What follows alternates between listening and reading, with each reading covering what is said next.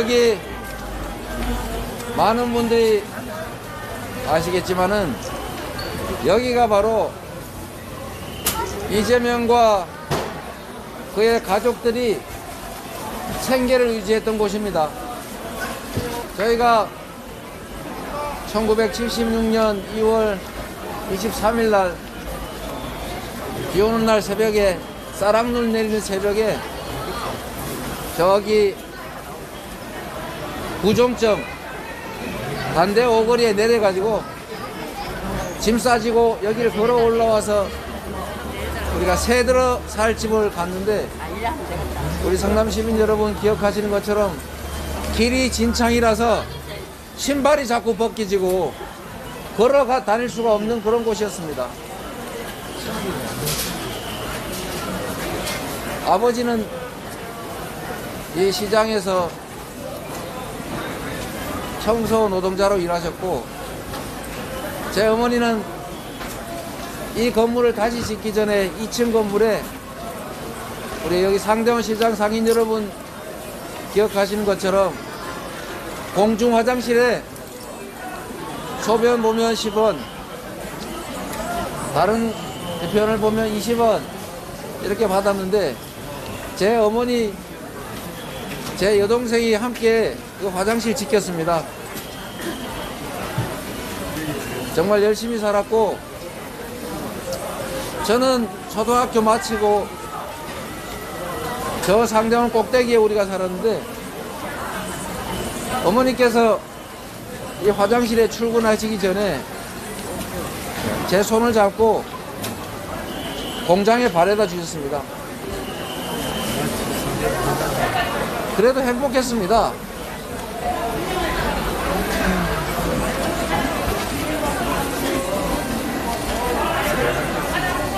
그래도 밤늦게 야간 작업 처리가 끝나고 오면 이재명!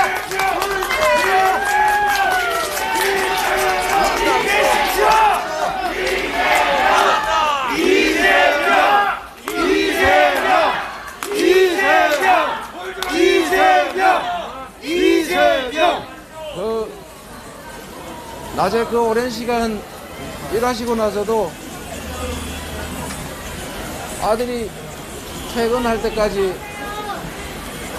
기다려 주셨습니다.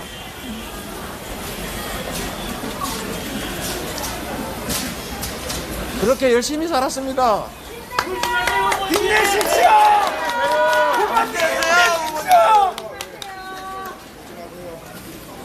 우리 아버지 시장에서 청소하시고, 시장에서 버린 종이, 깡통 이런 거 주워서 하대원 보물사에 갖다 파시고, 썩기 직전 또는 썩어버려서 버린 과일 주워다가 우리 식구들 먹여 살려주셨습니다. 그래서 제가 여러분께 이렇게 말씀드리고 싶습니다. 함께 잘 사는 세상, 좌절해서 이 세상을 포기하고 싶은 사람이 없는 세상, 열심히 일하면 내게도 기회가 주어지고 나도 성공할 수 있다고 믿어지는 그런 세상 여러분 만들고 싶지 않습니까? 네!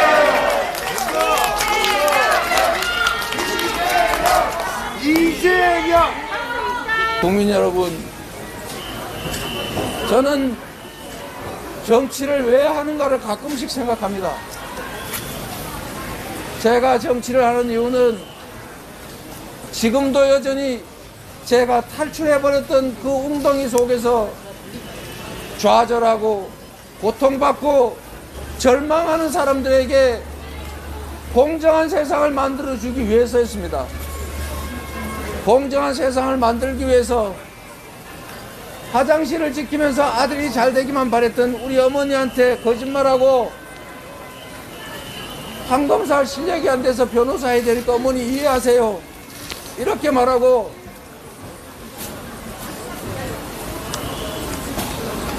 그래서 25 나이에 인권변호사의 길을 선택했습니다.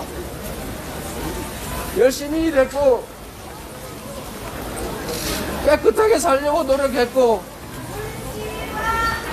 그래서 지금 이 자리까지 왔지만 상처가 너무 많습니다. 힘내세요. 힘내세요. 제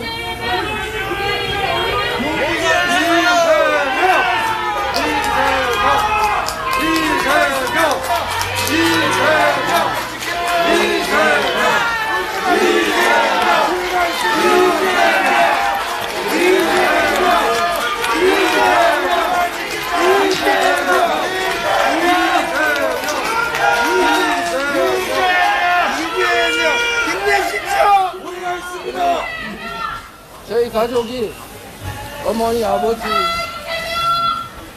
시집간 누나 빼고 8사람, 8가족이 반지 합방 한 곳에서 살았습니다. 그래도 우리는 남의 것을 탐하지 않았습니다.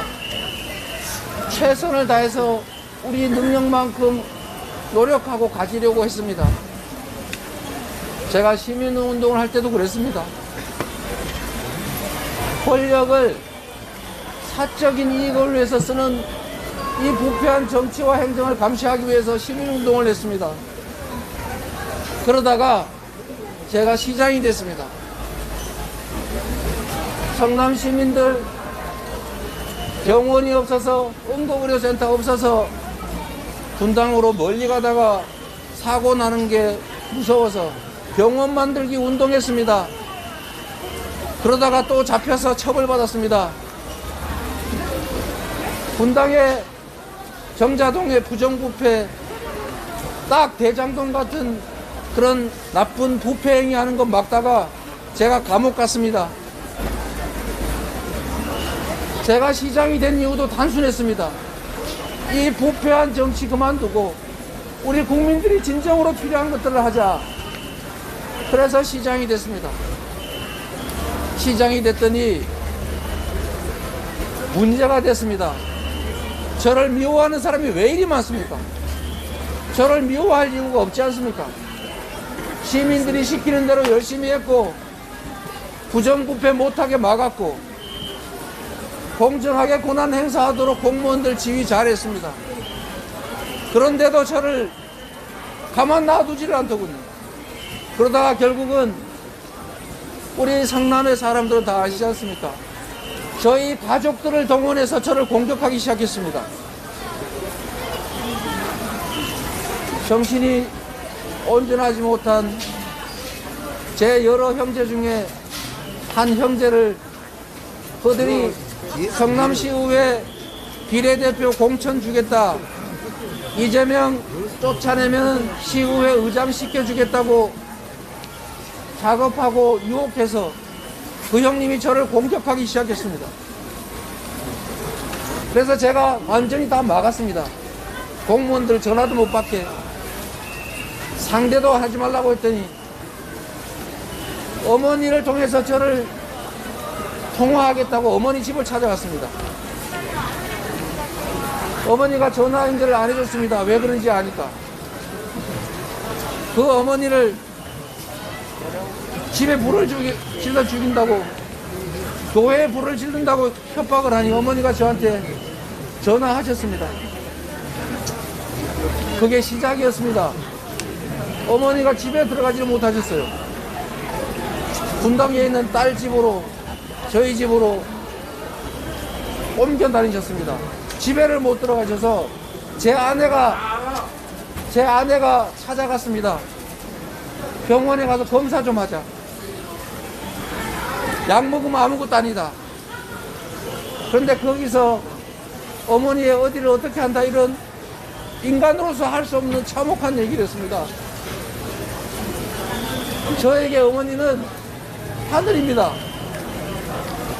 저를 낳아주셨고 저를 길러주셨고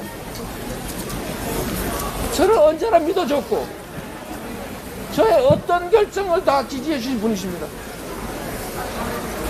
그 어머니의 어디를 어떻게 하다니요. 제가 화가 나서 전화했습니다. 왜 그런 말을 했냐. 어떻게 자식이 부모한테 그럴 수 있냐? 왜 불 지른다고 협박하고 그러냐? 그런데 이런 철학적인 표현도 이해 못한다고 저를 조롱했습니다. 그래서 제가 욕했습니다. 당신 뭐야? 제가 욕한 거 잘못했습니다. 당신 뭐야 그러니까? 공직자로서 욕하지 말고 끝까지 참았어야죠. 잘못했습니다. 그러나 여러분, 결국은 어머니를 폭행해가지고 병원까지 가셨습니다. 제가 인덕이 부족합니다. 그러나 여러분, 제가 잘못했습니다. 그러나 어머니도 이제 떠나셨습니다. 형님도 이제 떠나셨습니다. 다시는 이런 일이 일어나지 않습니다. 제가 잘못했습니다. 이제 이런 문제로 우리 가족들 아픈 상처 그만 좀 해집으십시오. 지금 힘내십시오. 이재명! 힘내십시오. 힘내십시오. 당선될 겁니다. 형님이 그랬습니다. 저한테 어머니를 때리기 전에 내가 이거 다 녹음해놨는데 너 나한테 와서 빌고 내가 하라는 대로 하면 이거 녹음 공개 안 하고 계속 시정에 관여하는 거 전화 안 받고 말 안 들으면 공개하겠다고 했습니다. 제가 정말 고민했습니다. 그 욕을 하고 녹음 다 한 다음에 한 2, 3주 지나서 생각을 해보니까 제가 끔찍한 잘못을 저질렀더군요. 그걸 녹음을 공개를 하면 평생 망신일 거라는 생각이 들어서 제가 형님 요구를 들어드릴까도 잠깐 생각했습니다. 그런데 결론은 내가 비록 나중에 망신을 당하는 일이 있더라도 평생 이 녹음으로 고생하더라도 고통받더라도 공무에 형님이 개입하는 일을 허용해서는 안 되겠다고 생각했습니다. 그래서 결국은 형님이 공표를 했고 그게 10수년 동안 계속 돌아다니면서 지금도 저를 압박합니다. 국민 여러분, 잘못했습니다. 앞으로 그러지 않겠습니다. 힘내십시오, 후보자님. 시정과 친인척 비리는 사실 동전의 양면 같아서 정말로 어렵습니다. 그런데 우리 성남에 계시는 시민 여러분 아시겠지만 야구르트 배달하던 제 여동생 기억하십니까? 네. 제가 시장에 당선이 됐는데 야구르트 배달 그만하고 싶어서 장사가 안 되고 너무 힘들어서 그만두고 싶었지만 혹시 다른 직장 구하면 오빠가 도와줘서 그런다는 소리 들을까봐 제가 재선한 후까지 야구르트 배달 계속했고 그러다가 제가 재선된 후에 청소부로 직업 바꿨다가 과로로 새벽에 화장실에서 죽었습니다. 제가 도와준 게 없어서 가슴 너무 아픕니다. 저희 누님 여전히 요양보호사 하시고 힘들게 사십니다. 저희 큰형님 건설 현장에서 일하시다가 떨어져가지고 왼쪽 다리 절단하시고 최근에는 당뇨병까지 와가지고 오른쪽 다리도 절단했습니다. 그 참혹한 장면을 찍어서 언론에다 내는 사람들이 있더군요. 제 조카가 작은아빠 우리 아버지 그 처참한 장면 그 영상 좀 어떻게 지워달라고 좀 힘 좀 써달라고 나한테 부탁했어요. 언론사가 그거를 내가 부탁한다고 들어줄 리가 없지 않습니까? 일부러 보라고 그랬을 텐데. 다른 형제들 저한테 도움 하나 받은 것 없이 청소부로 청소회사의 직원으로 성실하게 일하고 있습니다. 단 한 명의 예외가 있었을 뿐입니다. 그거를 저는 막으려고 하다가 이렇게 됐습니다. 여러분께서 제가 폭언한 거를 비난하시더라도 제가 최소한 우리 형제들이 시정에 개입하지 못하도록 공정하게 시정 수행하려고 노력했던 점을 조금만 살펴주십시오, 여러분. 그리고 이곳에 우리 아버지 어머니 여전히 숨결이 남아 있습니다. 제가 우리 가족, 우리 형제들, 저 나와 함께 같이 공장에서 일했던 그 수많은 사람들, 어려운 환경에서도 최선을 다해 일하는 그 많은 사람들을 위해서 지금보다 몇 배, 수십 배 더 열심히 하겠습니다, 여러분.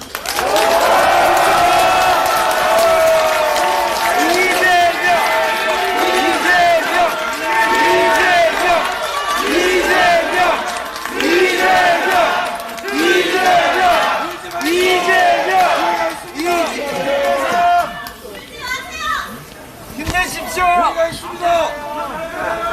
공정한 세상이 되어야 합니다. 억울한 사람이 없어야 합니다. 삶에 희망이 있어야 합니다. 그래서 나도 열심히 노력하면 나에게도 길이 있다고 생각이 돼야 최소한 내 다음 세대들은 나보다는 더 나은 삶을 살 거라고 믿어지는 세상이라야 아이도 낳고 꿈을 가지고 열심히 살 거 아닙니까, 여러분?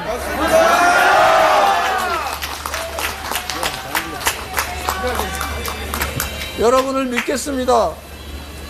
이 골목에서 아버지의 그 더러운 디아카를 뒤에서 밀면서 새벽마다 이 통로를 통해서 학교를 가는 여학생들을 피해가지고 제가 저 구석으로 숨었습니다. 그러나 여러분, 이런 저의 이 참혹한 삶이 제가 어떤 공경에도 불구하고 앞으로 나아가는 원동력입니다. 제가 그 많은 사람들에게 제가 조금만 고통을 견뎌내면 조금씩이라도 희망을 주고 그들에게 기회를 만들어 줄 수 있고 조금이라도 더 나은 삶을 살 수 있게 할 수 있기 때문입니다. 힘내십시오. 힘내십시오. 부모님 힘내십시오. 이재명! 이재명! 이재명! 이재명! 이재명! 제가 저 이재명이 하는 정치에는 저의 삶이 다 투영되어 있습니다. 제가 이 과일 가게에서 버린 과일들을 냉장고도 없고 놔두면 썩으니까 밤에 아버지가 주워서 가져오면 우리 식구들이 밤에 다 모여서 한꺼번에 배가 터지게 먹어 치웠습니다. 내일 아침에 썩어서 못 먹으니까요. 그래서 제가 정치를 하면서 우리 아이들에게 냉장고에 넣어놓고 필요할 때 싱싱하게 꺼내 먹을 수 있는 정책을 만들었습니다. 어린이들에게 과일을 주는 사업을 한 이유도 냉장고에 과일 넣어놓고 먹고 싶을 때 꺼내 먹는 그게 제 꿈이었기 때문에 그렇습니다. 저는 교복을 입어보지 못했습니다. 그래서 아이들에게 최소한 교복 한 번은 해주자. 부모가 돈이 없어서 교복 살 돈이 없어서 선배들이 입던 교복 물려 입는 그 아픈 심정을 제가 조금이라도 덜어주고 싶어서 무상교복 시작했습니다. 제가 하는 모든 일은 우리의 삶, 우리 서민들의 삶과 이재명의 참혹한 삶이 투영되어 있습니다. 앞으로도 여러분을 위해서, 세상을 위해서 최선을 다하겠습니다. 여러분 고맙습니다. 이재명! 이재명! 이재명!